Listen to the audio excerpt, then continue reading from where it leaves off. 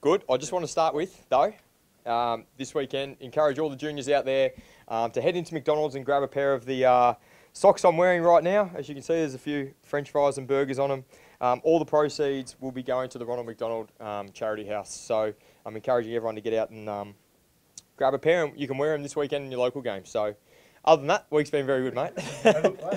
Yeah. All the boys are out there training in them this morning. So as I said, I encourage everyone to get out and grab a pair and support the Ronald McDonald Charity House. How do you see a game like this against the Hawks, who are probably struggling this season, but a game you have to win and probably win well, don't you?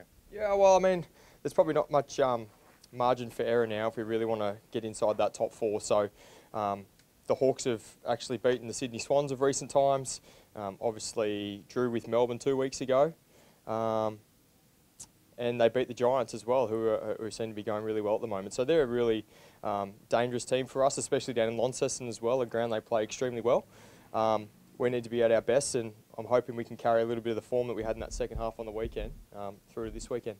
How much do you take out of that second half, and how much did you sort of need that to spark you guys a little bit? Well, I guess when you're probably coming off the back of a couple of defeats, although we probably didn't play our greatest football against them, but credit to the opposition, they were extremely good.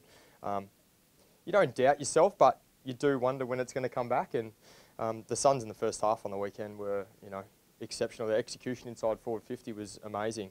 But at half time, to regroup the way we did and regather our thoughts and come out in the second half and play the brand of football that we know we can was really pleasing, and it turned around and be able to kick 87 points in the second half was really pleasing for us. So I'd like to think the boys took a lot of confidence out of that. I think we certainly picked up a lot having a normal routine throughout the week. Obviously a couple of sessions on at the Gabba as well was really pleasing, and hopefully the boys can just settle back into it and get back into our routines and come out this week all guns blazing. How's Nakai been this week, and is he available for selection as far as you know? Yeah, he's certainly available for selection. He's training extremely well at the moment. He's really knuckled down, the last 8 weeks, and he's got his body in probably the best shape that I've seen at the club. I obviously was fortunate enough and unfortunate enough to play against him at Geelong, where he, put a couple of great performances against us. But we know what his best football can bring, and if he can get close to that, whether it's this week he comes in or next week, who knows? But he's certainly chomping at the bits, and when he comes in, I know he'll make an impact.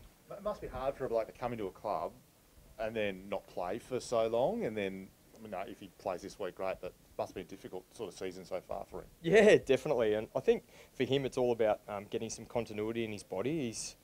He's obviously had his troubles with injuries down at Geelong, and even when he came up here, there was a few hamstring issues.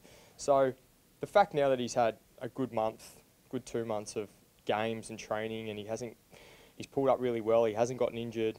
There's some real energy amongst what he's bringing to not only training but game. And on the weekend in his reserves match, although he didn't get the impact with the ball, what he was able to do off the ball was really pleasing for us, and that's an X factor that we can certainly use heading into this back half of the season. How much of a boost would it bring for sort of the other guys as well, like to have somebody coming in who's going to be so keen to get into it and impress and stuff? Does it give you a little bit of an energy boost around the whole team as well? Yeah, I think that's just his personality as well. He's quite a bubbly guy, and he brings so much enjoyment to the game. And I think if you watched him train, he does everything with a smile on his face. So naturally, that generates a lot of excitement amongst the group. And he's a very professional player when he gets out on the field. So he brings plenty of X factor to our side once he gets out there, if he gets out there, and we're really looking forward to that. Do you feel like it's a race home now before the finals? You've only got a few more games. You sort of, the whips are cracking almost. Yeah, well, we need to start playing our best football. I think now's a really good time to start doing that. The 12-week period that we had before our loss to St Kilda was really strong, obviously winning 11 of them. And we just sort of had a little bit of a lull period, but we feel as though the energy's right back in the group. That second half on the weekend was really pleasing, and I'd like to think now that the boys can see the bigger picture. But understandably, every game possesses its new challenges, and if you're off just that 5%, an opposition team will beat you. So we're very mindful of that. We're very mindful of what Hawthorn can do. As I said, they beat some really good teams this year. So the boys look like after today's session they're ready for it.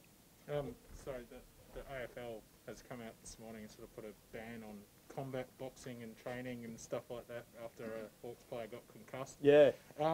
Is it something you guys do? Does it change anything from your perspective? Not really when it comes to player on player. Hitting the bag's about the best we can do, and I'm not very good at that, so I don't think I'll be bruising anyone anytime soon. But you know, it is what it is. I can't really comment on it. I don't know why they did it or what the whole meaning is around it. But we use it as a way to keep the weight off our legs. Obviously, it's a good opportunity to do a full body workout without actually moving your legs too much. So that's how we use it. We use it as a fitness exercise, not a combat sort but of. you guys aren't sort of sparring with each other Oh or anything? no, no. I wouldn't have thought so. Not that I've seen. And yeah. Plus, I wouldn't want to get in the ring with Mitch Robbo anyway. So. He's the king of the ring. Yeah, nah. When he gets his head on, I don't want to be anywhere near him. Dayne, from what you were saying before about this time of the year being important, is there anything that you've learned from the past 2 years that you need to apply now, or just what you sort of said before about in terms of basically got to be, you know, like at your top from now on?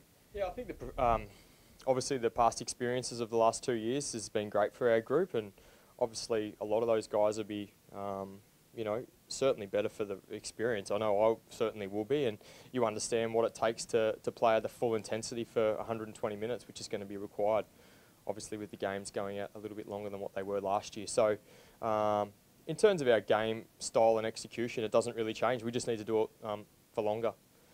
And if we can do that, we know it's good enough.